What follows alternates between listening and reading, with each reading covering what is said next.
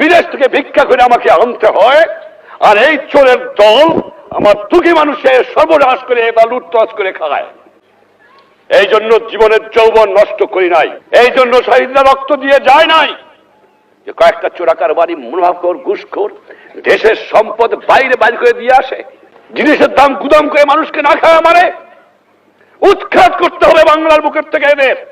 টাকা নাই, পয়সা নাই, চাল নাই, ডাল নাই, রাস্তা নাই, রেলওয়ে ভেঙে দিয়ে গেছে।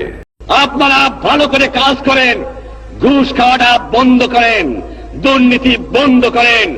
দেশে অন্ধ অন্ধ দুর্নীতি ভরে গেছে। আমি আশ্চর্য হয়ে যাই, যাও ভিক্ষা করে আনি, তাও চাটার গুষ্টি চাইতে খেয়ে ফেলায় দেয়, আমার গরিব পায় না।